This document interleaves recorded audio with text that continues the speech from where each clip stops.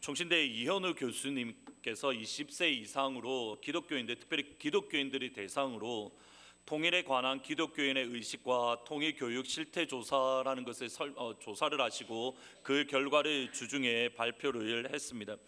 이번 설문조사에 따르면 기독교인의 55.8%가 통일에 별로 관심이 없다라고 답을 했고 15.9%가 아예 관심이 없다라고 답을 했다라고 합니다. 남과 북으로 나누어진 지 이제 70년이 지나면서 분단이라는 현실이 어느 순간 우리에게 자연스럽게 다가오는 것은 아닌가라는 생각을 가집니다. 최근에 소위 말하는 북한의 미사일 실험으로 8월 위기설이라고 할 정도로 한국이 대단히 불안정합니다. 어저께 새벽에 예배 때 오신 분들께서는 혹시 눈치채셨는지 모르겠지만 사실 설교 시간에 약간 좀 횡설수설했습니다. 좀처럼 꿈을 안 꾸는데 그날따라 꿈을 꾸고 이렇게 새벽에 나왔는데 그 꿈이 뭐였냐면 한국에 전쟁이 일어나는데 막 사람들이 저를 잡으려고 막 쫓아오고 또 죽이려고 총도 쏘고 막 대포도 쏘는 겁니다. 물론 은혜 안에서 잡히지는 않고 죽지는 않고 잡히기 직전에 깨어나긴 했는데 저한테 조금 관심이 있으신 분들은 제가 키가 좀 많이 자라난 것을 아마 느끼실 수 있으실 겁니다. 북한이 하도 전쟁을 많이 일으킨다라는 말을 워낙 많이 했기 때문에 사실 저도 이렇게 안전 불감증에 걸려서 그러려니 하는데 이번에는 왠지 모르게 전쟁에 대한 두려움이 제 속에 조금 있는 것 같습니다. 너희가는 내가 사로잡혀 가게 한 그 성읍의 평안을 구하고 그를 위하여 여호와께 기도하라. 이는 그 성읍이 평안함으로 너희도 평안할 것임이니라. 이 말씀은 예레미야를 통해서 하나님께서 이스라엘 백성들에게 주신 말씀인데 여기서 그 평안의 그 성읍의 평안을 구하고 그 성읍을 위해서 기도해라라는 이 성읍은 저희들이 쉽게 생각하는 것처럼 예루살렘 성이 아닙니다. 예레미야를 통해서 유다 땅에 기도해라라고 했던 그 성은 예루살렘을 멸망시킨 바벨론을 향해서 너희가 기도하고 바벨론을 향해서 너희들이 평안을 간구해라라고 명령을 주십니다. 자기 나라를 멸망시킨 바벨론을 위해서 기도하라고 말씀을 주셨다고 한다면 우리가 태어난 또 우리가 자라난 나라와 민족을 위해서 평안을 구하고 그리고 기도하는 것은 그리스도인으로서 마땅한 바입니다. 우리가 진보냐 보수냐라는 정치적인 성향을 떠나서 지금은 나라와 민족을 가슴에 안고 하나님 앞에 나아가 평안을 위해서 간구해야 될 때인 줄 압니다. 독일의 통일과 관련해서 사실 흥미로운 기사를 하나 읽었습니다. 독일의 통일이 철저한 계획이나 또는 전략적인 접근으로 독일의 통일이 된 것이 아니라 많은 부분에 있어서 우연으로 통일이 되었다라는 주장입니다. 1989년 11월 9일에 베를린 장벽이 무너졌던 것이 그 한 예입니다.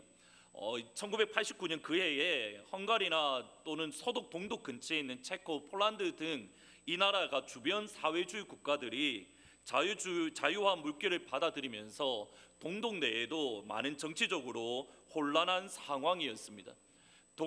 동독 정부에서 이런 국민들의 불만을 달래주기 위해서 11월 10일 날 서독 방문을 임시적으로 허용한다라는 발표를 했습니다.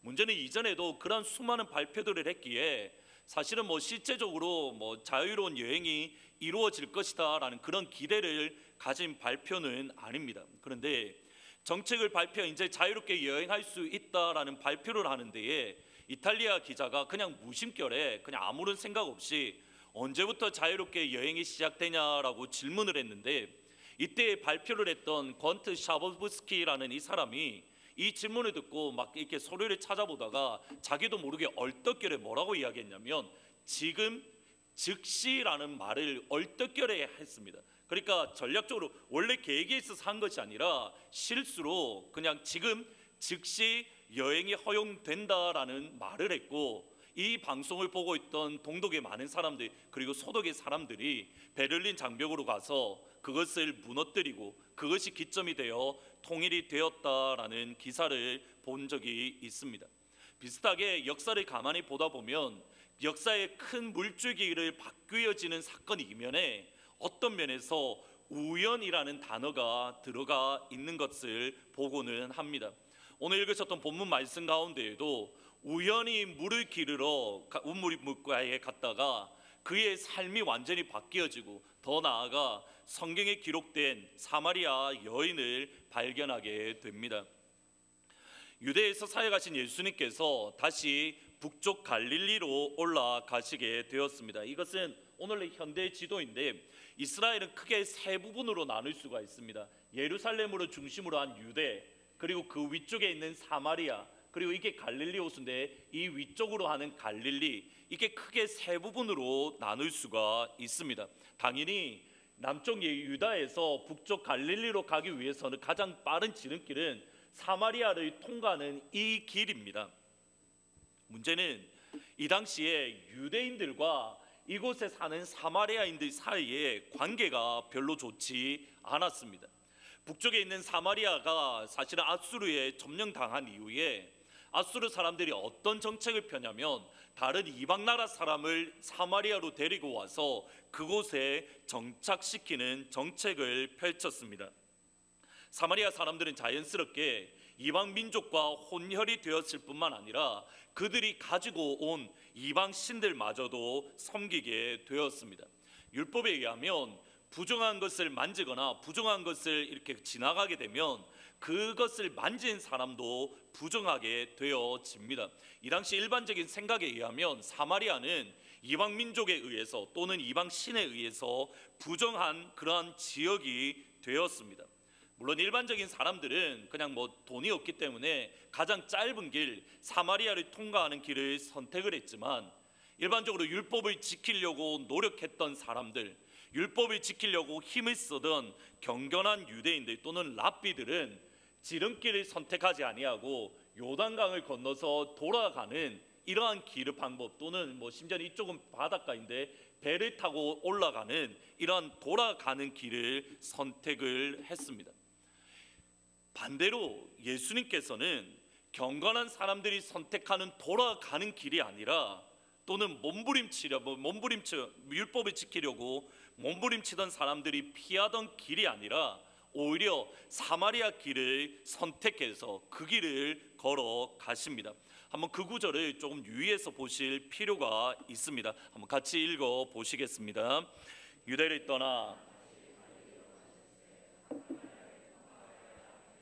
우리 성경에는 그 의미가 정확하게 드러나지는 않는데 헬라어 성경이나 영어 성경에 보면 뭐라고 이야기하냐면, 사마리아를 통과해야 하겠는지라라는 이 말이 he had to go through Samaria, 또는 he must needs go to 이런 식으로 must라는 개념이 사실은 들어가 있습니다. 헬라어에는 day라는 말인데 it is necessary라는 의미입니다. 그러니까 예수님께서 유대로 다시 갈릴리로 가시기 위해서 반드시 또는 분명하게 그 길을 지나가야 된다라는 의미가 사실은 4장 4절 말씀에 들어가 있습니다. 예수님께서 의도를 가지시고 사마리아를 지나서 갈릴리로 가는 길을 선택하셨습니다. 하나님께서 예수님의 마음을 강권하셔서 사마리아를 지나도록 하셨는지 모릅니다. 저희들이 아시다시피 예수님께서 또는 하나님의 의도는 사마리아 성 수가성의 한 여인을 만나기 위해서 그 길을 반드시 지나가셔야만 했습니다. 이 한 여인을 만나기 위해서 예수님은 피할 수 있는 그 길을, 당시의 관습을 뛰어넘어서 반드시 사마리아를 건너가셔야만 했습니다. 그리고 사마리아 여인은 자신이 그토록 고대하던 영원히 목마르지 아니하는 물, 그 속에서 영생하도록 솟아나는 샘물을 얻게 되었습니다. 다음 시간에 다음 주에 조금 더 자세하게 말씀을 드리겠지만, 이 여인을 가만히 보시면 6시에 운문물에 혼자 기르러 왔습니다. 신약 성경에 나오는 시간을 보면 더하기 6을 하면 오늘날 우리의 시간과 거의 비슷합니다. 6시에 운문물을 기르러 왔다라는 것은 대략 낮 12시에 기르러 왔다라는 말입니다. 이 시간대에 낮 12시 때에는 햇볕이 가장 뜨거운 시간으로 대부분의 사람들이 집에서 쉬는 시간입니다. 모든 사람들이 집에서 쉬는 그 시간을 이용해서 거리에 사람들이 없는 그 시간에 이 여인은 혼자 물을 기르러 왔습니다. 우물물은 동네 사람들 또는 친구들과 함께 기르러 왔는데 혼자 기르러 왔다라고 말을 합니다. 특별히 15절 말씀에 의하면 어떠한 뉘앙스가 있냐면 그 우물물을 기르러 나오는 것조차도 집에 물이 필요하니까 어쩔 수 없이 나오기는 하지만 물을 기르러 나오는 것조차도 이 여인이 싫어했던 것을 보게 됩니다. 동네에서 말 그대로 왕따를 당하던 여인으로 그 상처 때문에 사람 만나는 것을 극도로 꺼렸습니다. 그리고 이 여인은 5번을 결혼하고 6번째 남편과 함께 살고 있었습니다. 저희들이 깜짝 놀라시겠지만 사실은 예수님 당시에 이혼에 대해서 상대적으로 대단히 관대했습니다. 이혼을 몇 번까지 할 수 있다라는 그런 규정은 없었지만 일반적으로 당시 랍비들은 2번 내지 최대 3번까지 이혼을 할 수 있다라고 가르쳤습니다. 그러면 6번을 결혼했다라는 것은 그 당시 랍비들 또는 관습조에 의해서 받아들일 수 있는 그 한계치를 2번 이상 했다라는 것을 의미합니다. 사회적으로도 이 여인은 왕따를 당했습니다. 더 큰 문제는 이겁니다. 당시 유대교에 의해서도 이 여인은 왕따를 당했습니다.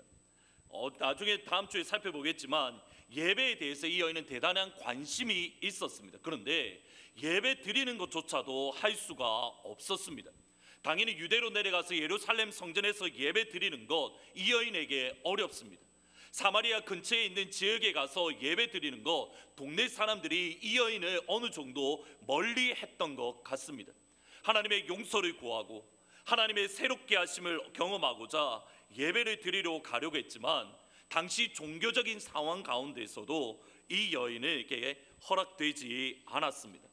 사회적으로 종교적으로 철저하게 따돌림을 당했다라는 말은 이 여인이 그만큼 큰 상처가 있음을 뜻합니다. 내가 상처를 받았다라는 것은 그만큼 다른 사람에게 상처 주기 쉽다라는 의미입니다. 9절 말씀에 보시면 이렇게 말을 합니다.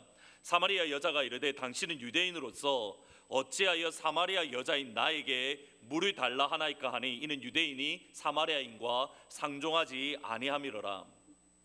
저 같은 미천한 여인에게 어찌 당신이 유대인인데 랍비인데 나에게 물을 달라고 할 수 있습니까? 라는 공손의 말로 이 여인이 하는 말이 아닙니다. 한 학자에 의하면 이렇게 말합니다. 당신은 유대인인데 어떻게 나에게 물을 달라고 합니까?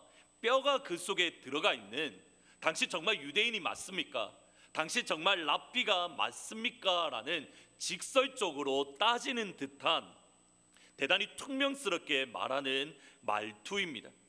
예수님은 사회적으로 종교적으로 고립되었고 더 나아가서 자신이 상처를 받을 뿐만 아니라 다른 사람에게도 쉽게 상처를 주는 이 한 여인을 만나기 위해서 의도적으로 또는 하나님께서 그 마음에 붙들린 바 되어서 사마리아를 지나가셨습니다.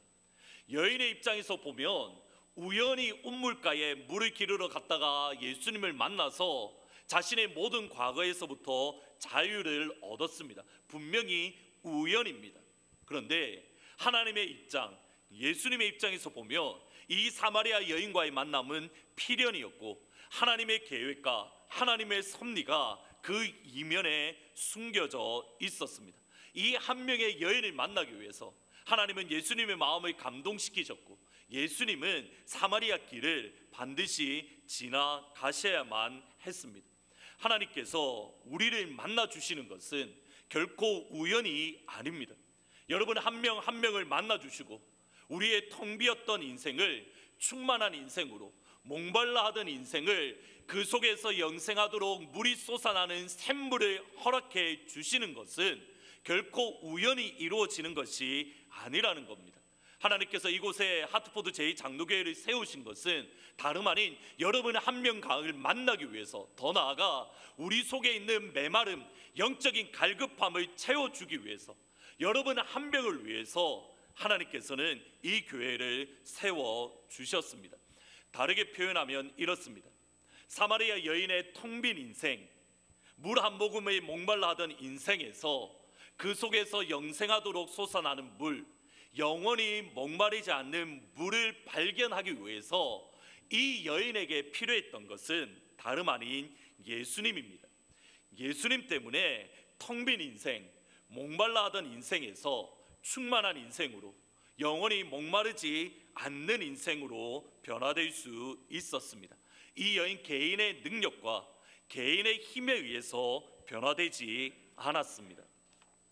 수요 예배 때에 창세기부터 요한계시록까지 각 권별로 성경에 대해서 배우는 시간을 가지고 있습니다. 지난주 수요일에는 룻기에 대해서 잠시 살펴보았는데, 저희들 룻기를 아마 대단히 기억을 다 하실 겁니다. 유대 땅에 흉년이 들자 엘리멜렉을 비롯한 한 가문이 아내 나오미와 두 아들을 데리고 모압 땅에 가서 살아갔습니다. 살 길을 찾으려고 모압 땅에 갔는데 10년이라는 어간 사이에 남편 엘리멜렉이 죽고 두 아들 말론과 기론이 죽고 나오미에게 남은 것은 두 며느리 오르바와 룻밖에 없습니다. 나오미 가족이 처음 유대 땅에서 모압으로 갈 때에는 대단히 부유했던 것 같습니다. 이렇게 말을 합니다. 내가 풍족하게 나갔더니 여호와께서 내게 비어 돌아오게 하셨느니라. 영어 성경에 보면 두 단어가 대조되어 있는 것을 보게 됩니다. 내가 처음 나갈 때에는 충만한 인생이었는데 내가 모압에서 다시 돌아올 때에는 empty, 빈 인생이 되어서 내가 돌아왔다. 룻기 1장의 나오미의 상황은 비어있는 인생입니다. 텅 비어있는 삶이 다름 아닌 나오미의 인생입니다. 그런데 1장에서는 비어있던 인생이 4장으로 넘어가면 다시 한번 충만한 인생, 풀로 다시 한번 채워지는 삶으로 변하게 됩니다. 이는 내 생명의 회복자요 내 노년의 복량자라. 나오미가 아기를 받아 품에 품고 그의 양육자가 되니, 아기를 그 품에 품었습니다. 근데 이 아기가 어떤 아기냐면 내 생명의 회복자라고 말을 합니다. 영어 성경이나 히브리어 보면 이렇게 말을 합니다. 그 생명을 너에게 돌아오게 만들 수 있는 사람. 분명히 텅 비었던 인생입니다. 생명이 없던 인생이 이제는 그 한 아기를 안음으로 잃어버렸던 생명을 찾게 되고, 빈손이었던 인생 가운데에 다시 한번 충만한 인생으로 바뀌어졌습니다.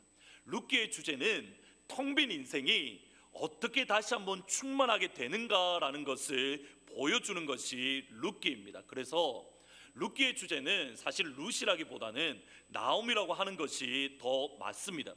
여기서 질문을 가지셔야 됩니다. 아무것도 없던 인생이 충만한 인생이 되었는데 어떻게 그렇게 될 수 있었습니까? 무엇이 나오미로 하여금 텅 비어있는 빈잔 인생에서 내 잔이 넘칩니다라는 인생으로 바뀌게 되었습니까? 그것이 3장 10절에 나옵니다. 같이 한번 읽어 보시겠습니다. 그가 이르되 가난하건 부하건 젊은 자를 따르지 아니하니 내가 베푸니 내가 처음보다 나중에 더하도다. 아멘. 무슨 말이냐면 2장과 3장은 이런 내용입니다.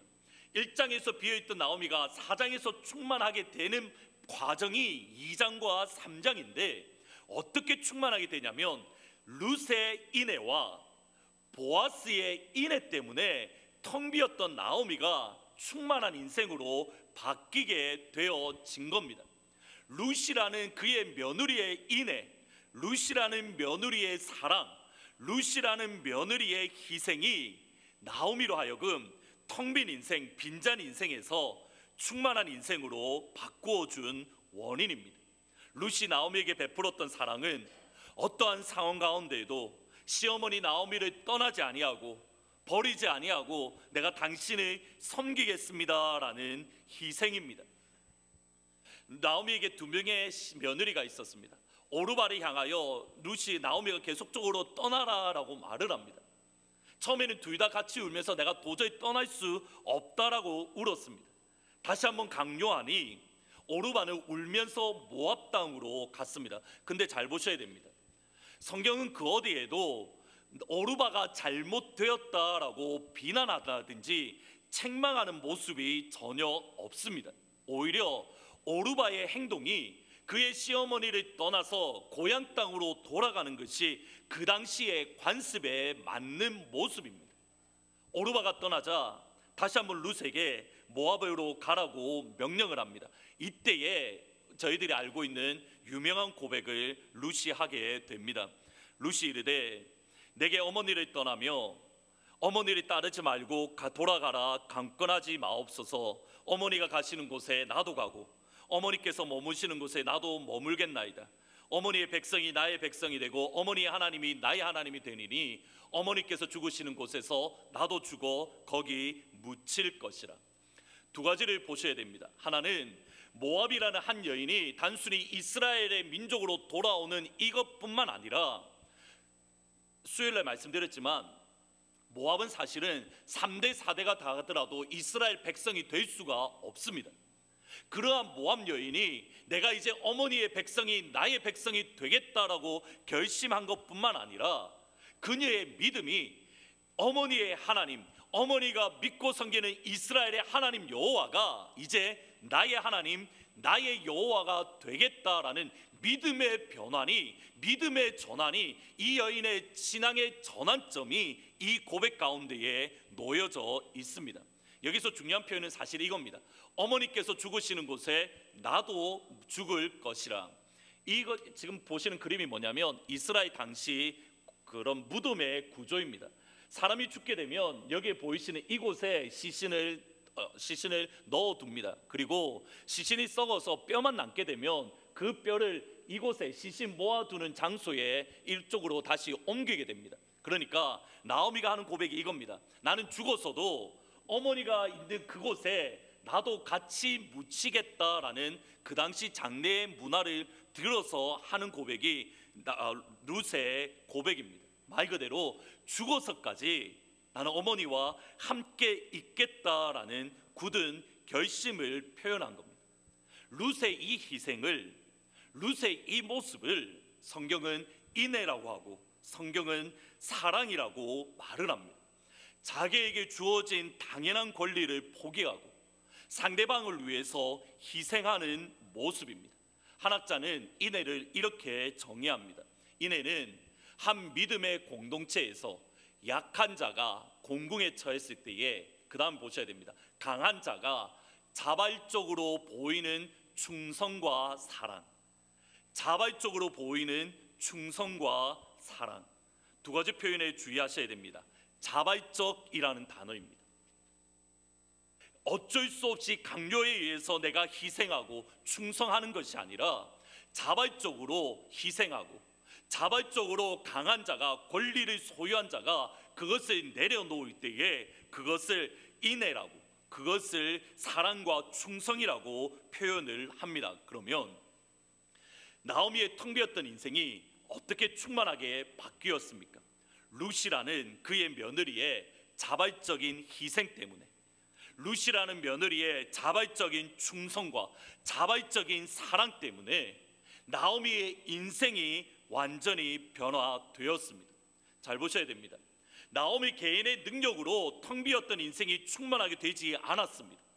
룻이라는 며느리의 인애가 있었고, 나아가 보아스라는 사람의 자발적인 희생이 나오미로 하여금 충만으로 다시 돌아가게 만들어 주었습니다. 그리고 이것이 하나님의 방법입니다.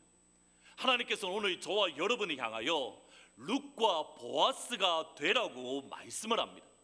룻과 보아스처럼 자발적인 인애를, 자발적인 희생을, 자발적인 사랑을, 자발적인 섬김을 우리를 통해서 드리기를 원하고, 그 자발적인 섬김을 통해서 텅 비었던 인생이 다시 한번 충만하게 되는 그 역사가 일어나기를 원합니다. 문제는 이겁니다. 여러분은 나오미가 되기를 원하십니까? 룻이 되기를 원하십니까? 수요 예배 때 한번 이 질문을, 이걸 설명 다 한 다음에 질문을 드렸습니다. 다 뭐라 이렇게 룻이 되실 분 손 들어 보십시오. 아무도 손 안 듭니다. 나오미가 되실 분 손 들어 보십시오. 다들 손은 이렇게 좀 찔리시는지 못 드시고 빙그레 웃으십니다. 이게 우리의 모습입니다. 우리는 우리 스스로가 텅 비었다라고 착각하고 있습니다. 여전히 우리가 아직까지 무언가 부족하다고 그 부족한 것을 얻기 위해서 노력하고 헌신하고 다른 누군가가 나를 도와주기를 기대하고 있습니다.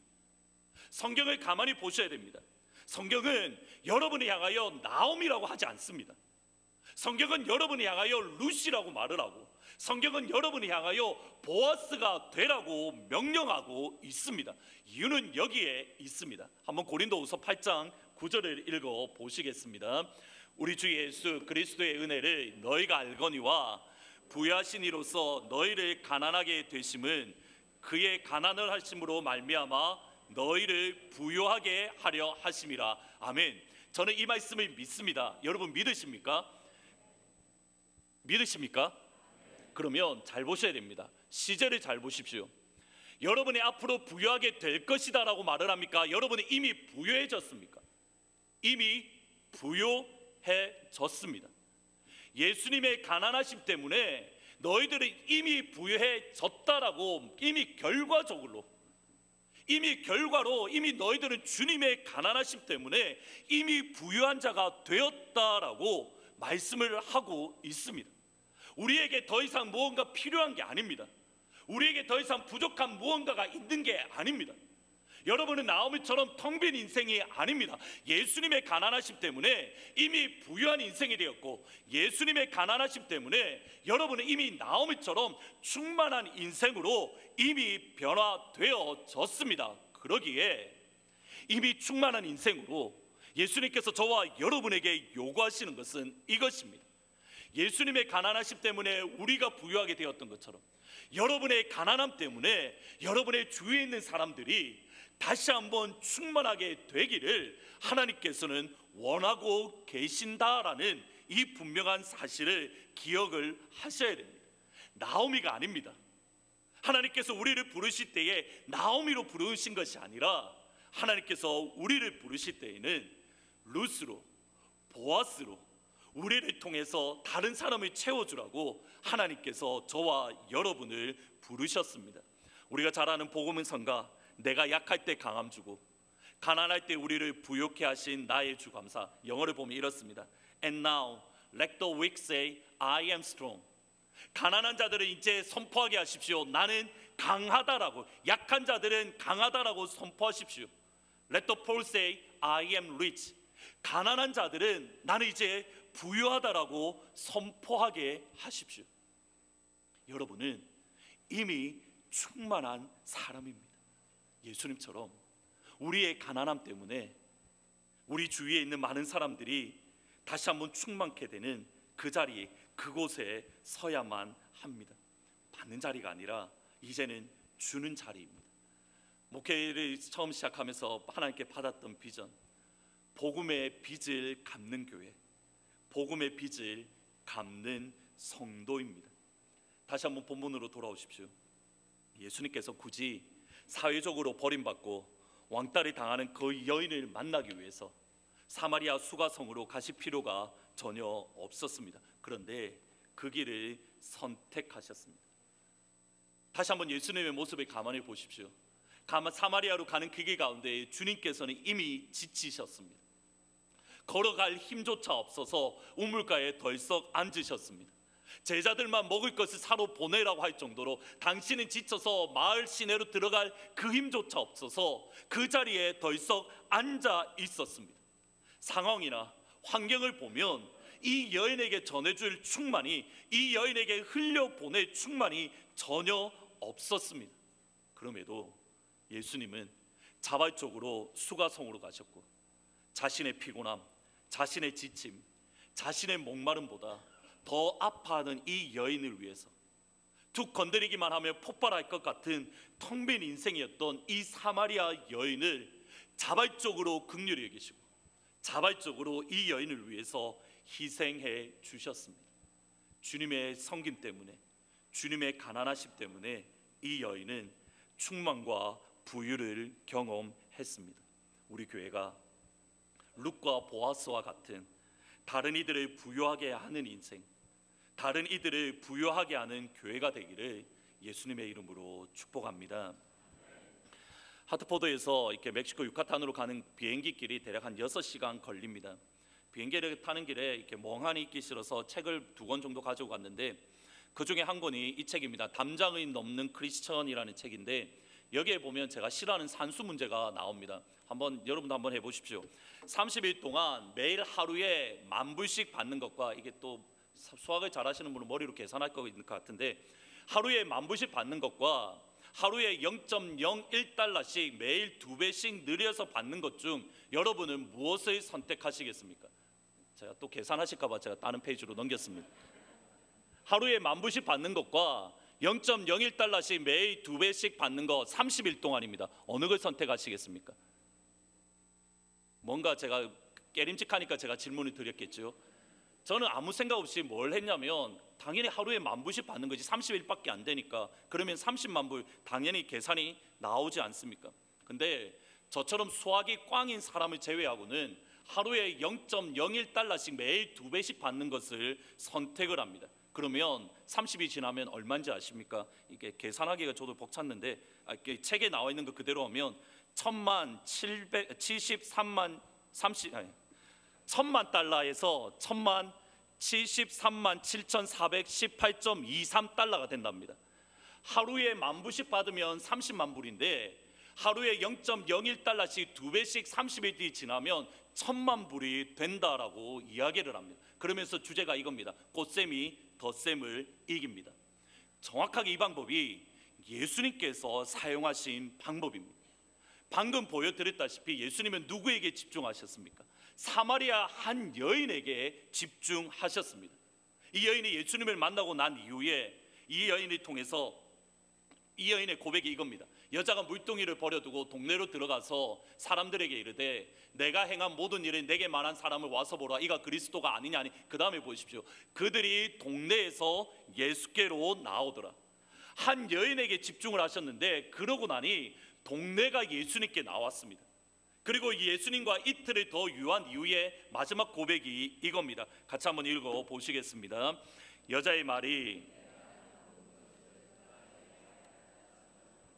그 동네 중에, 물론 이 이후에 예수님의 말씀을 직접 들으므로 내가 너의 말이 아니라 예수님의 말을 들었기 때문에 내가 믿는다라고 바꾸기는 하셨습니다. 그런데 거기까지 가는 과정을 보십시오.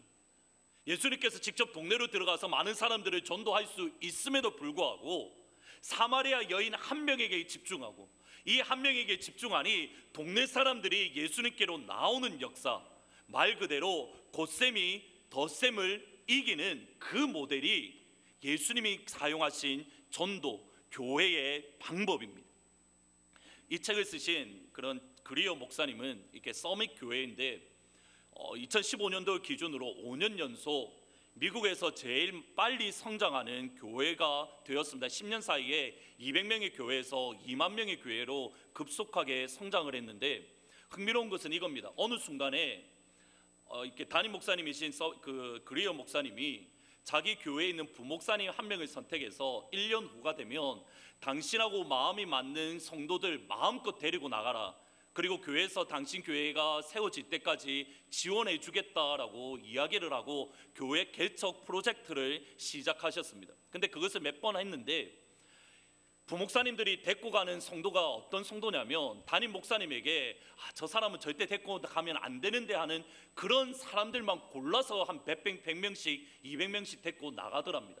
그것도 다른 주로 가면 되는데 어떤 사람은 그 교회에서 한 30분 거리 떨어진데 그런 데에 교회를 세우기 시작했다라고 합니다. 사실은 처음에 마음이 많이 힘드셨다라고 합니다. 당연하죠. 성도들 일꾼들이 빠져나가고 교회에서 재정도 다 지원하는데 또 멀리 가면 몰라도 엎어지면 코 닿을 때 교회를 세우는데 당연히 마음이 힘듭니다. 그런데 5년이 지난 이후에 이 목사님이 하는 고백이 이겁니다.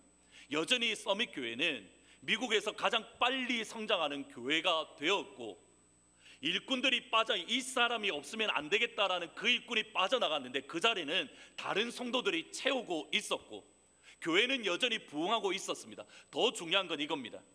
다른 교회를 개척하려고 파송한 여러 교회들이 2015년 한 해만 1,100명의 출석 성도가 늘었다라고 합니다.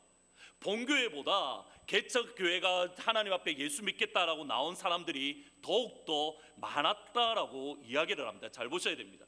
본교회도 부흥을 합니다. 본교회도 부흥할 뿐만 아니라 그 사람들을 위해서 내보냈던 개척교회들도 함께 부흥하고 있습니다. 이것이 하나님께서 또는 예수님께서 사용하시는 전도의 방법입니다. 우리가 부흥하기 위해서는 우리가 먼저 가난하게 재면 하나님께서는 그 가난을 다시 한번 충만하게 채워주시는 겁니다. 항상 곧셈이 덧셈을 이깁니다. 제가 이 말을 한 이후에 제가 또 생각을 해봤습니다. 어떤 집사님은 또 분명히 이런 분이 계실 것 같습니다. 목사님, 0을 곱하면 곧셈은 덧셈을 이길 수 없습니다 라고 말하시는 분이 계실 것 같은데, 그런 식으로 이렇게 제 말을 꼬우시면 안 됩니다. 항상 기억하셔야 됩니다. 곧셈이 덧셈을 이깁니다. 그리고 이것이 주님의 방법입니다. 이번 유카탄 선교를 통해서 사실은 개인적으로 많은 것을 보고 깨달았습니다. 제일 중요한 것은 이겁니다. 앞으로 우리 교회 단기 선교의 전략이 완전히 바뀌어질 것입니다. 처음에 말씀드렸다시피 4명의 가장 작은 선교팀이 갔지만 이 사역을 통해서 2개의 교회가 세워지는 것을 발견했습니다. 보시면 이것이 제가 말씀드렸던 성도 5명인 교회입니다. 예전에 2년 전에는 100명이 넘는 교회였는데 성도 5명이 다니는 교회입니다. 정말 교회가 큽니다. 보시면 미용 사역하고 BBS 여름 성경학교하고 여름 성경학교 안경 사역을 하는데 이분이 담임 목사님입니다. 우리가 사역하는 동안 이 목사님이 그게 오는 성도들에게 사람에게 반드시 안경을 받든 미용 사역을 하든 무엇을 하든 상관없이 이 목사님에게 가서 기도하고 또는 만나도록 반드시 했습니다. 그러다 보니 목사님이 전도하는 과정 가운데에 15명의 사람들이 성도가 5명인 교회가 15명으로 늘어나는 일들이 벌어졌습니다. 이곳은 유카탄 센터 내에 있는 제가 말씀드렸던 설립 예배입니다. 이 사람들이 물론 원래 목사님이 다니던 교회의 성도들도 있지만 대부분 이 유카탄 센터 근처에 있는 교회에 처음 나오는 사람들이고 교회에 처음 나오는 아이들입니다. 이것이 예배 드리는 모습입니다.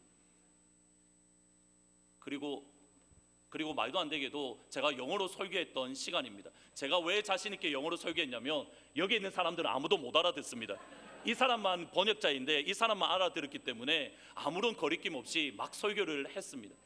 이 예배 때문에 교회가 세워졌습니다. 그 다음에 이게 토요일 주일날 교회인데 이 교회는 성도가 15명입니다. 재미난 것은 저는 이번에 다시 이렇게 들었는데 성도가 15명인데 7명은 어른이고 8명이 아이입니다. 그런 교회에 가서 주말에 사역을 했는데 보시다시피 미용 사역, 안경 사역 또 이렇게 BBS를 했습니다. 역시 교회가 든든하게 세워졌습니다. 제가 더 관심 있게 가진 것은 사실 이겁니다. 월요일 날 센터에서 30분 정도 떨어진 데 공원에 갔습니다. 공원에 가서 그냥 아이들에게 노방 전도를 했습니다. 스피커 들고 왜 저희 주일학교 어렸을 때 기억나십니까? 스피커 들고 북 둥둥둥 치고 나면 아이들이 우르르 몰렸지 않습니까? 딱 그렇게 그날 사역을 했습니다. 나가서 이렇게 BBS도 하고 여러 가지 사역들을 했는데 이때 모였던 아이들이 66명입니다. 제가 듣기로는 김공우 선교사님과 현지인 사역자가 이제 그곳에도 교회를 세우겠다라는 말을 들었습니다. 가만히 보셔야 됩니다.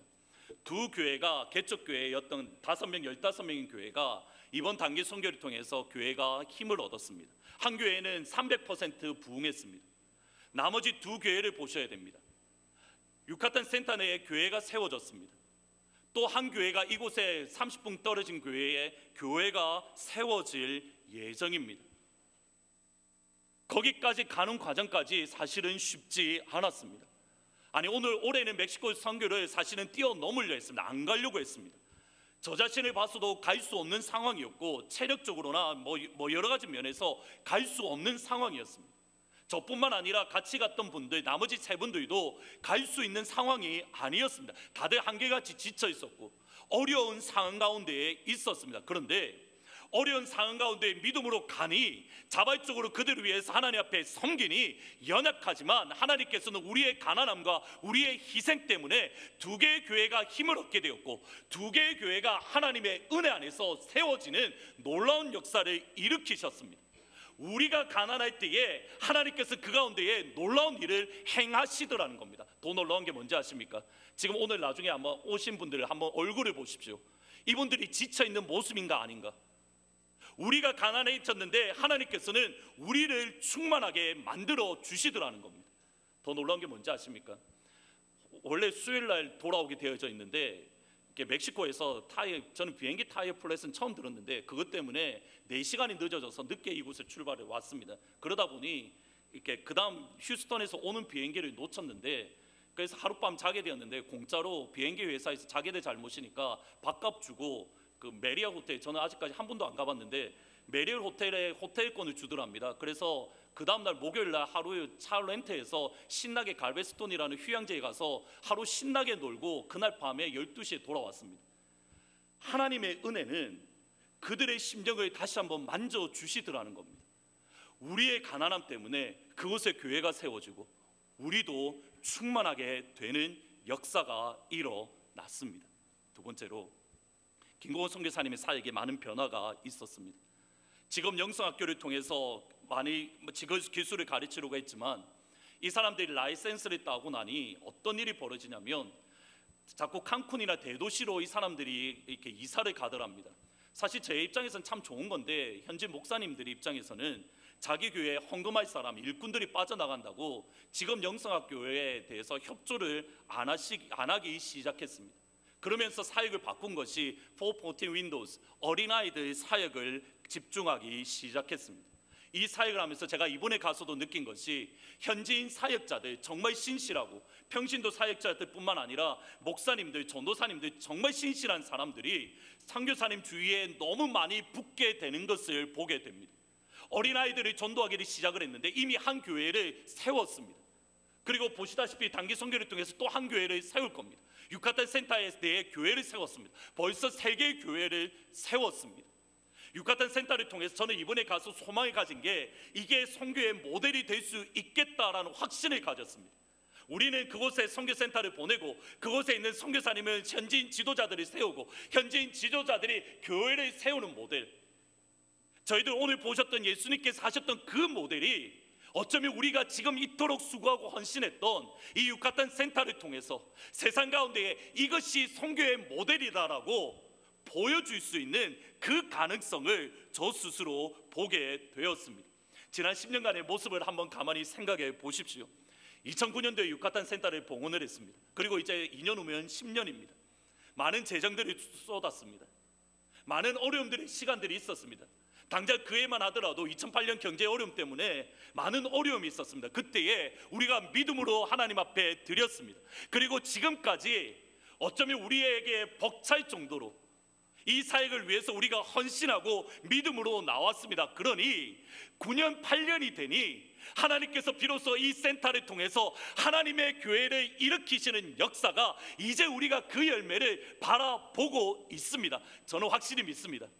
그곳에 교회를 세우신 하나님께서 우리에게 다시 한번 충만을 허락해 주실 줄 믿습니다. 분명히 기억하십시오. 곧셈이 덧셈을 이깁니다. 하나님께서 그곳에 교회를 세우시는 것만큼 우리 교회도 하나님의 은혜 안에서 세워 주실 줄 믿습니다. 더욱더 우리의 가난함 때문에, 주님의 가난함 때문에 우리가 부유해졌던 것처럼 이제는 우리의 가난함 때문에 세상을 부욕해 하는 우리 하트포드 제2장로교회 그리고 사랑하는 주의 성도님들이 다 되시기를 예수님의 이름으로 축복하고 또 축복합니다. 다 같이 거룩하신 하나님 주께 감사 찬양하시고 같이 잠시 기도하시겠습니다.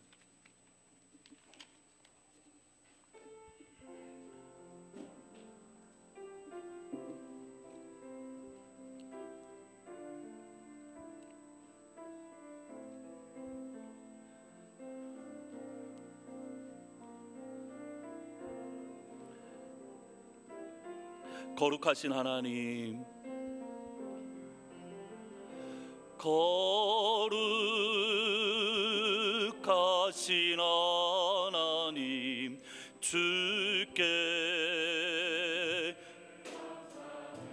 날 위해 이 땅에 오신 날 위해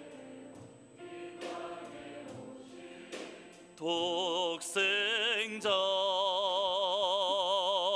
예수 나 마음과 뜻 다해 주님을 사랑합니다.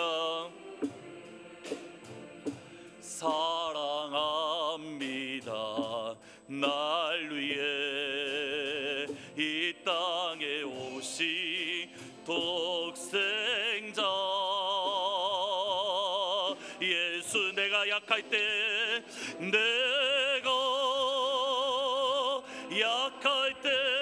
강함 주고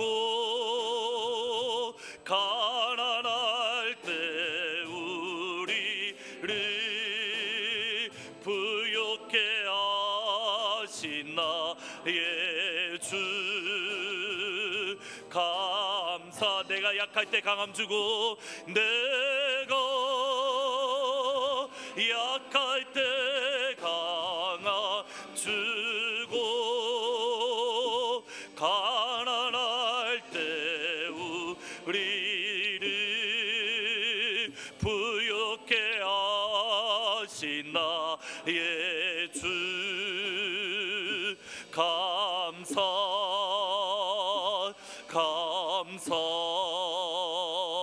같이 한번 기도하시겠습니다. 기도하시는데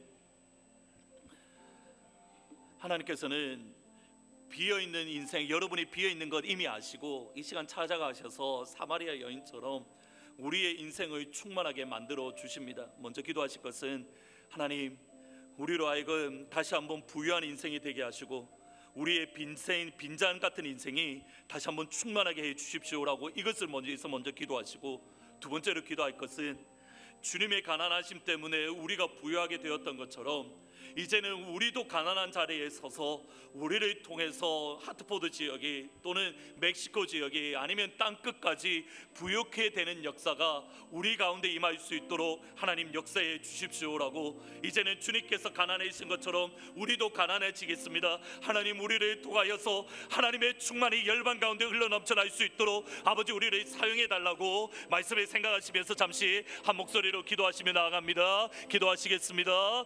살아계시고 역사하시는 은혜의 아버지 하나님 이 시간 주님 앞에 섭니다. 아버지 하나님 이 시간 주님 앞에 다시 한번 섭니다. 사랑하는 주의 성도님들을 기억하여 주시고 긍휼히 베풀어 주옵소서.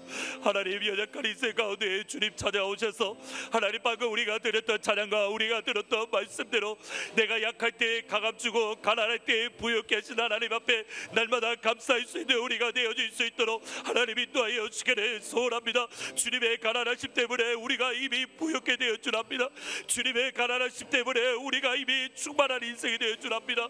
아버지 하나님 그럼에도 불구하고 여전히 우리 가운데 갈급함이 있고 여전히 우리 가운데 부족함이 있으며 여전히 우리들 가운데 갈증이 있는 것을 아시는 주님 하나님 이 시간 선하는 주의 백성들을 찾아가셔서 그 속에서 역생하도록 올라나오려는 샘물을 우리 가운데 다시 한번 허락하여 주옵소서. 예수님의 부유하심을 다시 한번 체험하게 하여 주시고 하나님께서 우리를 부유하신 때에 우리가 부유한 자리에 머물러 있는 것이 아니라 우리도 주님처럼 가난한 자리에 있어서 우리의 가난을 통하여서 하트포드 지역이 부유하게 되게 하여 주시고 우리의 가난을 통하여서 멕시코가 부흥되게 하여 주시고 우리의 가난을 통하여서 땅끝까지 부유하게 되는 역사가 우리를 통하여 일어날 수 있도록 아버지 하나님 역사하여 주옵소서. 우리를 사용하여 주옵소서. 우리를 긍휼히 여겨 주옵소서.